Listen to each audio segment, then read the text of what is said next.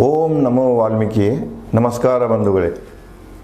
ನಾನು ನಿವೃತ್ತ ಪ್ರಾಧ್ಯಾಪಕ ಡಾಕ್ಟರ್ ಅರ್ಜುನ್ ಪಂಗನ್ನವರ್. ಹೇ ಸೀತಾರಾಮ್ ವಾಹಿನಿಯ ವಾಲ್ಮೀಕಿ ರಾಮಾಯಣ ಅಂದು ಇಂದು ಚಿಂತನ ಕಾರ್ಯಕ್ರಮದ 412ನೇ ಸಂಚಿಕೆಗೆ ತಮ್ಮೆಲ್ಲರಿಗೂ ಸ್ವಾಗತ. ಹಿಂದಿನ ಸಂಚಿಕೆಯಲ್ಲಿ ರಾಮನ ಬಾಣದ ಏಟು ತಿಂದು ಪ್ರಾಣ ಬಿಡುತ್ತಿರುವ ಹಂತದಲ್ಲಿರುವಂಥ ವಾಲಿ ರಾಮನ ವ್ಯಕ್ತಿತ್ವ ಕುರಿತು ಮತ್ತು ರಾಮನ ಆ ಕೃತ್ಯ ಕುರಿತು ಕೆಲವು ಪ್ರಶ್ನೆಗಳನ್ನು ಮಾಡ್ತಾವ. ಆ ಪ್ರಶ್ನೆಗಳು ಸರ್ವಕಾಲಿಕ ಪ್ರಶ್ನೆಗಳು. ಅದನ್ನೇ ಮುಂದುವರಿಸಿ, ಸ್ವಂತ ರಾಜ ತಪ್ಪು ಮಾಡಲಾರ. ರಾಜ ತಪ್ಪು ಮಾಡೋಕ್ಕೆ ಹೋಗಬಾರ್ದು. ಯಾರು ಆಡಳಿತದಲ್ಲಿರ್ತಾರೆ ಅವರು ಧರ್ಮನಿಷ್ಠರಾಗಿರಬೇಕು, ಅವರಿಗೆ ಧರ್ಮಶಾಸ್ತ್ರ ಗೊತ್ತಿರಬೇಕು. ಎಮ್ ಎಲ್ ಎ ಆದರೆ ಎಮ್ ಎಲ್ ಎ ಜವಾಬ್ದಾರಿಗಳು, M L A functions, M L A responsibilities ಗೊತ್ತಿರಬೇಕು. ಮಂತ್ರಿ ಆಗಾರಿಗೆ ಗೊತ್ತಿರಬೇಕು, ಚೀಫ್ ಮಿನಿಸ್ಟರ್ ಆಗಾರಿಗೆ ಗೊತ್ತಿರಬೇಕು, ಪ್ರಧಾನಮಂತ್ರಿ ಆಗೋರಿಗೆ ಗೊತ್ತಿರಬೇಕು. ಅವರಿಂದ ಕಿಂಚಿತ ತಪ್ಪು ನಡೆಯಕೂಡದು. ಇವತ್ತಿನ ಸಂದರ್ಭ ನೋಡಿದರೆ ಅವರು ತಪ್ಪು ಮಾಡೋಕ್ಕನ ಆಡಳಿತದಲ್ಲಿ ಬಂದಿರ್ತಾರೆ. ಸಮಾಜವನ್ನು ಲೂಟಿ ಮಾಡೋಕ್ಕೆ, ತಾವು ಮಾಡಿದಂಥ ಅಪರಾಧಗಳನ್ನು ಮುಚ್ಚಿಡಾಕ, ಅವುಗಳಿಂದ ಬಚಾವಾಗಕ್ಕೆ ಅವರು ಎಮ್ ಎಲ್ ಎಗಳಾಗ್ತಾರೆ, ಮಿನಿಸ್ಟರ್ ಆಗ್ತಾರೆ ಮತ್ತು ಇಲಾಖೆಗಳ ಮೇಲೆ ಪ್ರಭಾವ ಬೀರಿ ಮುಂದುವರೆದು ಹೋಗ್ತಾರೆ. ಇದೇ ಪ್ರಕಾರ ಇಲ್ಲಿ ನೋಡಿ, ಕೆಲವೊಂದು ಟೆರರಿಸ್ಟ್ ಅಂತ ಏನು ಬರ್ತಾರಲ್ಲ, ಜಮ್ಮು ಆ್ಯಂಡ್ ಕಾಶ್ಮೀರದಲ್ಲಿ ಕೆಲವು ನಾವು ಟೆರರಿಸ್ಟ್ ಇತಿಹಾಸಗಳನ್ನು ನೋಡಿದಾಗ, ಅವ್ರು ಯಾಕಾದರೂ ನೋಡಿದಾಗ ಭಾಳಷ್ಟು ಜನ ಏನು ಮಾಡ್ತಾರೆ ಅಂದರೆ, ಸಮಾಜದಲ್ಲಿ ಅಪರಾಧ ಮಾಡಿರ್ತಾರೆ, ಅವ್ರ ಮ್ಯಾಗ 108 ಕೇಸ್ ಇರ್ತವೆ.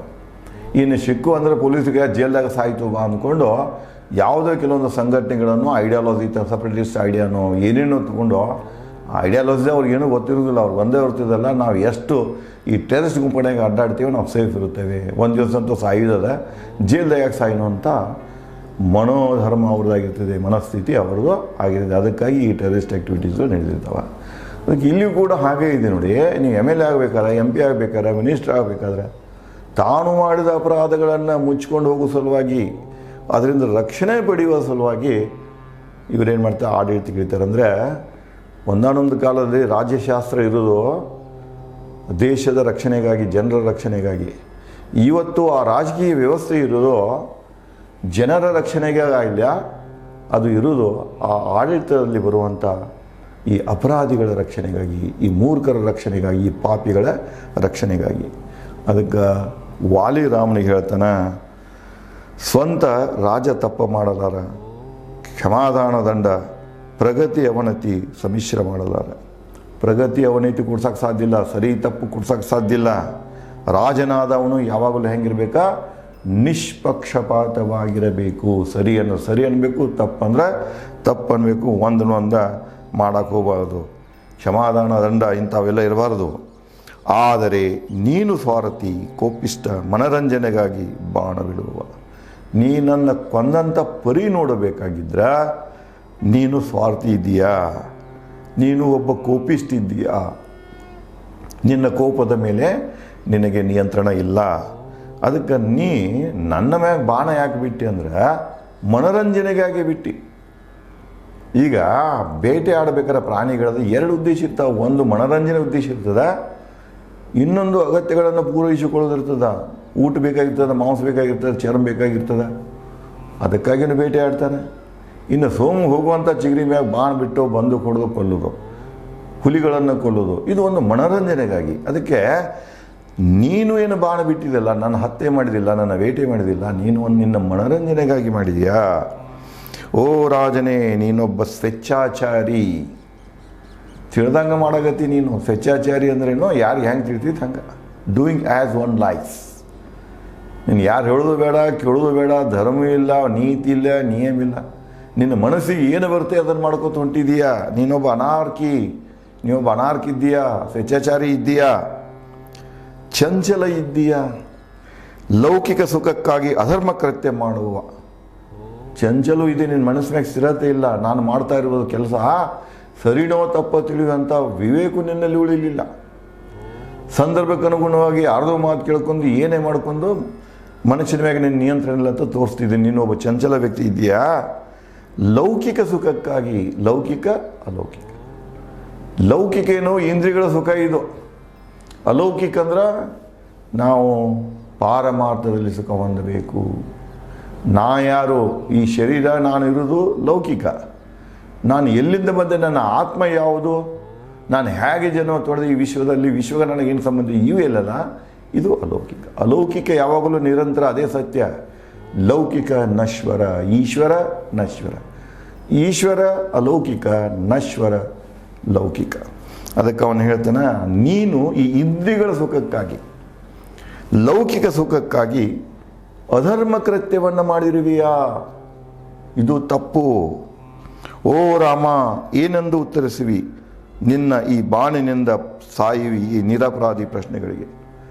ನೀ ಹೊಡೆದೀಯಾ, ನಿನಗೇನು ನಾನು ತಪ್ಪು ಮಾಡಿಲ್ಲ, ನಾನು ನಿರಪರಾಧಿ ಇದ್ದೇನೆ, ನನಗೆ ನೀ ಬಾಣ ಹೊಡೆದು ನಾನು ಸಾಯಿಸ್ತಾ ಇದ್ದೆ, ಪ್ರಾಣ ಬಿಡ್ತಾ ಇದ್ದೇನೆ, ಈ ನನ್ನ ಪ್ರಶ್ನೆಗಳನ್ನು ನಿನ್ನ ಮುಂದೆ ಇಟ್ಟಿದ್ದೇನೆ, ಇವಕ್ಕೆ ನೀನೇನೆಂದು ಉತ್ತರಿಸುತ್ತೀಯಾ, ಏನೆಂದು ಉತ್ತರಿಸುವಿಯಾ ಅಂಥೇಳಿ ವಾಲಿ ರಾಮನನ್ನು ಪ್ರಶ್ನೆ ಮಾಡ್ತಾನೆ. ಕಳ್ಳತನ, ಸಾಧು ಪ್ರಾಣಿ ಪಕ್ಷಿಗಳ ಹತ್ಯೆ, ನಾಸ್ತಿಕ ತರ್ಕ, ಅನ್ನನಿಗಿಂತ ಮುಂಚೆ ಮದುವೆಯಾಗುವ ತಮ್ಮ, ಎಲ್ಲವೂ ಪಾಪಗಳು. ಇಲ್ಲಿ ನೋಡು, ವಾಲ್ಮೀಕಿಯವರು ತ್ರೇತಾಯುಗದಲ್ಲಿ ಪರಿಗಣಿಸಿದ ಕೆಲವು ಪಾಪದ ಉದಾಹರಣೆಗಳನ್ನು ಹೇಳ್ತಾನೆ. ಯಾವಪ್ಪ ಅಂದ್ರೆ, ರಾಮ ಕೂಡ ಇನ್ನೂ ಪಾಪದ ಕೆಲಸನ ಮಾಡ್ತಾ ಇದ್ದೀಯಾ. ಎಂಥ ಪಾಪಗಳಂದ್ರೆ, ಕಳ್ಳತನ ಮಾಡೋದು ಪಾಪ. ಬಸವಣ್ಣವ್ರು ಹೇಳ್ತಲ್ಲ, ಕಳಬೇಡ ಅಂದರೆ ಇನ್ನೊಬ್ಬನ ವಸ್ತು ಅವನಿಗೆ ಗೊತ್ತಿಲ್ಲ ಎತ್ತುದು. ಈಗ ಆ ಬಹಳಷ್ಟು ರೂಪದಲ್ಲಿ ಬಂದಿದೆ ಅದು. ಕಳ್ಳತನ ಅನ್ನೋದು ಬಹಳ ರೂಪದಲ್ಲಿದೆ. ಈಗ ನೋಡಿ, ಮಿನಿಸ್ಟರ್ ಆಗೋದು, ರಾಜ್ಯ ಬೊಕ್ಕಸನ್ನು ಎತ್ತುದು ಬೇರೆ ಬೇರೆ ರೂಪದಿಂದ, ಯಾವುದೋ ಸ್ಕೀಮ್ನಿಂದ. ಈ ಉದಾಹರಣೆಗೆ ಹೇಳಿದಲ್ಲ ನಿಮಗೆ, ವಾಲ್ಮೀಕಿ ನಿಗಮದಲ್ಲಿ 187 ಕೋಟಿ ರೂಪಾಯಿ. ಇವ್ರು ಹ್ಯಾಂಗ್ ಚೆಕ್ ಬರೆದ್ರು, ಅಲ್ಲಿ ವಿತ್ತೀಯ ನಿಯಮಗಳೇನದಾವ, ವೆಚ್ಚದ ನಿಯಮಗಳದಾವ, ಎಲ್ಲ ಗಾಳಿಗೆ ತೂರಿ ಯಾರಿಗೆ ಹೆಂಗೆ ಬೇಕು ಹಂಗೆ ಚೆಕ್ಗಳನ್ನು ಬರ್ಕೊಂಡು ಈ ದುಡ್ಡನ್ನು ಲೂಟಿ ಮಾಡೋ ವೇಳೆದಾಗ ಈ ಆಡಳಿತಗಾರರ ಬಗ್ಗೆ ಪ್ರಶ್ನೆ ಬರ್ತದೆ. ಚೀಫ್ ಮಿನಿಸ್ಟರ್ ಏನು ಮಾಡ್ತಾಯಿದ್ರು, ಫೈನಾನ್ಸ್ ಮಿನಿಸ್ಟರ್ ಏನು ಮಾಡ್ತಾಯಿದ್ರು, ಚೀಫ್ ಸೆಕ್ರೆಟರಿಗಳು ಏನು ಮಾಡ್ತಾಯಿದ್ರು, ಗವರ್ನರ್ ಏನು ಮಾಡ್ತಾ ಇದ್ದ, ಇಡೀ ಆಡಳಿತ ಏನು ಮಾಡ್ತಾಯಿದ್ದು, ಈ ಎಲ್ಲ ಪ್ರಶ್ನೆಗಳಿಗೆ ಈ ಅಧಿಕಾರದಲ್ಲಿ ಇದ್ದವರು ಉತ್ತರಿಸಬೇಕಾಗ್ತಿದೆ. ಈಗ ಹ್ಯಾಂಗೆ ವಾಲಿ ರಾಮನ ಕೇಳಿಲ್ಲ, ನೀವು ಮಾಡಿದಂಥ ಪಾಪ ಕೃತ್ಯಗೆ ಕಾರಣವೇನು ಅಂತ ಏನು ಪ್ರಶ್ನೆ ಮಾಡಿಲ್ಲ, ಹಂಗೆ ನೀವು ಮಾಡುತ್ತಿರುವಂಥ ಈ ಪಾಪ ಕೃತ್ಯಗಳಿಗೆ ಕಾರಣವೇನು, ಅದರ ಬಗ್ಗೆ ಇದನ್ನೇನು ಆ ಪಾಪ ಕೃತ್ಯಗಳನ್ನು ಮಾಡ್ತಾ ಇದ್ದಾರೆ ಇವತ್ತು ಆಡಳಿತದ ನೆಪದಲ್ಲಿ, ಅದಕ್ಕೆ ಅವರೇ ಉತ್ತರಿಸಬೇಕಾಗ್ತಿದೆ. ಅದು ಒಂದು ಪಾಪ, ಕಳ್ಳತನ. ಅದು ಸಾಧು ಪ್ರಾಣಿ ಪಕ್ಷಿಗಳ ಹತ್ಯೆ, ಕ್ರೂರ ಪ್ರಾಣಿಗಳನ್ನು ಜೀವರಕ್ಷಣೆಗಾಗಿ ಕೊಂದ್ರೆ ಅದೇನು ಪಾಪ ಅಲ್ಲ. ಆದರೆ ಸಾಧು ಪ್ರಾಣಿಗಳು ಮನುಷ್ಯನಿಗೆ ಏನೂ ಮಾಡೋದಿಲ್ಲವ, ಅಂಥ ಪ್ರಾಣಿಗಳದಾವ, ಅಂಥ ಪಕ್ಷಿಗಳದಾವ, ಅವನು ಹತ್ಯೆ ಮಾಡೋದು. ಈಗ ಮನುಷ್ಯ ಕೂಡ ನೋಡಿ, ಮನುಷ್ಯನ ನೀಚ ಬುದ್ಧಿ, ಅವನು ಕೊಂದು ತಿನ್ನೋದು ಸಾಧು ಪ್ರಾಣಿಗಳನ್ನು, ಆಕಳ, ಎಮ್ಮಿ, ಆಡ, ಹೋಂತ, ಚಿಗುರಿ, ಬಹಳಷ್ಟಿವೆ ಇವೆಲ್ಲ ಸಾಧು ಪ್ರಾಣಿಗಳು. ಕೋಳಿ, ಅದು ಪಕ್ಷಿನ, ಸಾಧು ಪಕ್ಷಿನ. ಇದು ಯಾವುದರಿಂದನೂ ಮನುಷ್ಯನಿಗೆ ಹಾನಿ ಇಲ್ಲ. ಆದರೆ ಮನುಷ್ಯ ಅವನೇನು ಮಾಡ್ತಾನೆ, ಬೇಟೆಯಾಡಿ ಕೊಂದು ತಿಂತಾನೆ. ಸಾಧು ಪ್ರಾಣಿಗಳ ಹತ್ಯೆ ಮಾಡೋದು ಪಾಪ. ಒಂದನೇ ಪಾಪ ಕಳ್ಳತನ ಮಾಡೋದು, ಎರಡನೇ ಪಾಪ ಸಾಧು ಪ್ರಾಣಿ ಪಕ್ಷಿಗಳನ್ನು ಹತ್ಯೆ ಮಾಡೋದು. ನಾಸ್ತಿಕ ತರ್ಕ, ಆಸ್ತಿಕ ಮತ್ತು ನಾಸ್ತಿಕ, ಇದು ಯಾವುದ್ರ ಮ್ಯಾಗಿದೆಯಪ್ಪ ಅಂದರೆ ಇದು ಫೇತನ ಮ್ಯಾಗಿದೆ. ದೇವರಿದ್ದಾನೆಯೇ ಒಂದು ಪ್ರಶ್ನೆ, ಇದ್ದಾನನ್ನುವಂಥ ಉತ್ತರಕ್ಕೆ ಆಸ್ತಿಕ ಅಂತಾರೆ. ಆಸ್ತಿಕ ಅಂದ್ರೆ ನಂಬಿಕೆ. ದೇವರಿದ್ದಾನೆ ನಂಬಿಕೆ ಇದೆಯಾ, ಇದೆ ಅನ್ನೋನು ಆಸ್ತಿಕ. ದೇವರಿಲ್ಲ ನಂಬಿಕೆ ಇಲ್ಲ ಅನ್ನೋನು ನಾಸ್ತಿಕ. ಅದಕ್ಕೆ ಇಲ್ಲೇನು ಹೇಳ್ತಾನಂದ್ರೆ, ನಾಸ್ತಿಕ ತರ್ಕ ಕೂಡ, ನಾಸ್ತಿಕ ತರ್ಕಕ್ಕೆ ಕೊನೆ ಇರುವುದಿಲ್ಲ. ಒಂದು ಉದಾಹರಣೆ ಕೊಡ್ತೇನೆ. ಭಾಳಷ್ಟು ಜನ ಈಗ ಸೋಷಿಯಲ್ ಮೀಡಿಯಾದಾಗ ಆಯಿತು, ಲೇಖಕರಾಯಿತು, ಲೇಖನಿಗಳಲ್ಲಿ ಪುಸ್ತಕಗಳಲ್ಲಿ ಬರೀತಾರೆ, ಭಾರತ ದೇಶಕ್ಕೆ 1947ರಲ್ಲಿ ಗಾಂಧೀಜಿಯವರ ಚರಕತೆಯಿಂದ ಸ್ವಾತಂತ್ರ್ಯ ಸಿಗಲಿಲ್ಲ, ಇದನ್ನು ಬರೀತಾರೆ. ತರ್ಕಿದು ಅವ್ರದ್ದು. ಎಲ್ಲಿಯೂ ಗಾಂಧಿ ಹೇಳೋದಿಲ್ಲ, ಅಂಬೇಡ್ಕರ್ ಹೇಳೋದಿಲ್ಲ, ಇನ್ನು ಯಾರೂ ಹೇಳೋದಿಲ್ಲ ಗಾಂಧಿಯವರ ಚರಕದಿಂದ ದೇಶಕ್ಕೆ ಸ್ವಾತಂತ್ರ್ಯ ಬಂತು. ಸ್ವತಃ ಗಾಂಧಿನೇ ಎಲ್ಲಿಯೂ ಹೇಳಿಲ್ಲ. ಹಂಗಾರೆ ಇದನ್ನು ಯಾರು ಹೇಳಿದರು? ಇವರ ಕುತರ್ಕ ಬುದ್ಧಿ, ಈ ನಾಸ್ತಿಕ ಬುದ್ಧಿ ಏನಿದೆ, ಸ್ವಾತಂತ್ರ್ಯ ಹೋರಾಟದಲ್ಲಿ ಯಾರ್ಯಾರು ಎಷ್ಟು ಕಾಂಟ್ರಿಬ್ಯೂಷನ್ ಮಾಡ್ಯಾರ ಅದ್ರ ಬಗ್ಗೆ ಅಧ್ಯಯನ ಇಲ್ಲ, ತಿಳುವಳಿಕೆ ಇಲ್ಲ, ನಂಬಿಕೆ ಇಲ್ಲದಂತಹ ಈ ನಾಸ್ತಿಕವಾದಿಗಳಿಂದ ಇರ್ತಾರೆ. ನಾಸ್ತಿಕರ ತರ್ಕ ಇದು ನಾಸ್ತಿಕ ತರ್ಕನೇ. ಇದು ಸತ್ಯವನ್ನು ತಿಳಿಯದೆ, ಅದನ್ನು ನೋಡದೆ ಅದರ ಮ್ಯಾಗ ಸ್ಟೇಟ್ಮೆಂಟನ್ನು ಪಾಸ್ ಮಾಡಿಬಿಡು. ನೋಡಿ, ಚರಕದಿಂದ ದೇಶಕ್ಕೆ ಸ್ವಾತಂತ್ರ್ಯ ಬರ್ತ ಅನ್ನೋದು ಯಾರು ಎಲ್ಲಿ ಹೇಳಿಲ್ಲ. ನೀವು 4 ಜನ ಕೂಡ್ಕೊಂಡು ನಿಮ್ಮ ಪುಸ್ತಕ ಬರವಣಿಗೆಗಾಗಿ, ನಿಮ್ಮ ಬುದ್ಧಿ ಮಾರಾಟಕ್ಕಾಗಿ, ಒಂದು ಪ್ರಶಂಸೆಯನ್ನು ಪಡೆಯೋದಕ್ಕಾಗಿ ನೀವು ಇಂತಹ ತರ್ಕಗಳನ್ನು ಹರಿಬಿಡ್ತಾ ಇದ್ದೀರಿ. ಅದಕ್ಕೆ ಅಂತಹ ನಾಸ್ತಿಕ ತರ್ಕ ಕೂಡ ಅದು ಪಾಪ. ಇನ್ನೊಬ್ಬರ ಬಗ್ಗೆ ಹೆಸರು ಕೆಡಿಸೋದು, ಅವ್ರ ಬಗ್ಗೆ ಗೊತ್ತಿಲ್ಲದೆ ಅವ್ರ ಮ್ಯಾಗ ಬ್ಯಾಡ್ ರಿಮಾರ್ಕ್ಸ್ಗಳನ್ನು ಪಾಸ್ ಮಾಡೋದು, ಇದು ಕೂಡ ಪಾಪ ಕೃತ್ಯ, ಪಾಪದ ರೂಪಗಳು ನೋಡಿ ಇವು. ಮುಂದೆ ಹೇಳ್ತಾರ, ಅಣ್ಣನಿಗಿಂತ ಮುಂಚೆ ಮದುವೆಯಾಗುವ ತಮ್ಮ. ಮನ್ಯಾಗ ಗಂಡು ಮಕ್ಕಳು ಇರ್ತಾರೆ, 2-3 ಮಂದಿ ಗಂಡು ಮಕ್ಕಳು ಇರ್ತಾರೆ. ಒಂದು ವೆಲ್ ಸೆಟಲ್ಡ್ ಪ್ರಿನ್ಸಿಪಲ್ ಪ್ರಕಾರ ಹಿರಿಮಗನ ಕರ್ತೃವನು, ತಂದೆ ನಂತರ ಸ್ಥಾನ ಹಿರಿಮಗನಿಗೆ ಇರ್ತಿದೆ. ಮನೆಯ ಜವಾಬ್ದಾರಿಯನ್ನು ನಿರ್ವಹಿಸ್ಕೊಂಡು ಹೋಗವ ಹಿರಿಮಗ. ಈ ಒಂದು ಮನಸ್ಥಿತಿ, ಸಾಮಾಜಿಕ ಮನಸ್ಥಿತಿ ಆಧಾರದ ಮೇಲೆ ಸಾಮಾನ್ಯವಾಗಿ ಮದುವೆಯಲ್ಲಿ ಹುಟ್ಟಿದಂಥ ಮೊದಲೇ ಮಗನಿಗೆ ಮದುವೆಯನ್ನು ಮಾಡ್ತಾರೆ. ಮದುವೆಯನ್ನು ಯಾಕೆ ಮಾಡ್ತಾರೆ ಅಂದರೆ, ತಂದೆ ನಂತರ ಸ್ಥಾನ ಅಣ್ಣಂದಿರ್ತದೆ, ತಾಯಿ ನಂತರದ ಸ್ಥಾನ ಅಣ್ಣನ ಹೆಂಡತಿ ಇರ್ತದೆ. ತಂದೆ ತಾಯಿಗೆ ನೆಕ್ಸ್ಟ್ ಯಾರಪ್ಪ ಅಂದ್ರೆ ಅಣ್ಣ, ಅಣ್ಣನ ಹೆಂಡತಿ.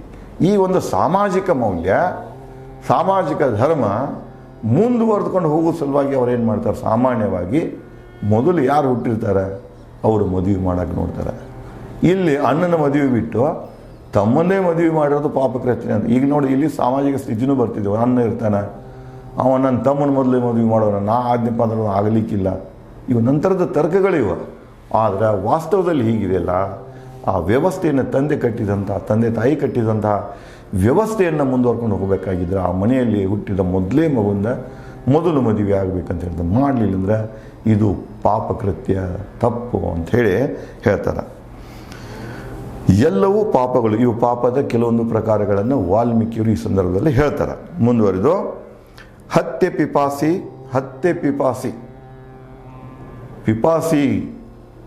ಹತ್ಯೆಗಳನ್ನು ಮಾಡೋದು. ರಕ್ತ ಪಿಪಾಸಿ ಅಂತಲ್ಲ, ರಕ್ತ ಕುಡ್ಕೊಂತ ಅಡ್ಡಾಡ್ತಾರಲ್ಲ, ಹಂಗೆ ಹೆಜ್ಜೆ ಹೆಜ್ಜೆಗೂ ಹತ್ಯೆನೇ ಮಾಂಗರ ಅವನ ಏನಪ್ಪ ಅಂದ್ರೆ ಬರೀ ಹತ್ಯೆ ಮಾಡೋದು. ಒಬ್ಬ ಮಾಂಗರ, ಈ ಡೆತ್ ಮಾಂಗರ ಇದ್ದಂಗೆ ಅವನು. ಎಲ್ಲಿ ಸಿಗ್ತಾರ ಅವ್ರನ್ನೆಲ್ಲ ಕಿಲಿಂಗ್, ಒಂದೇ ಕೊಲ್ಲೋದು, ಹತ್ಯೆ ಮಾಡೋದೇನೆ ಅದರಲ್ಲೇ ಸುಖ ಇರ್ತಾನೆ ಅವನು.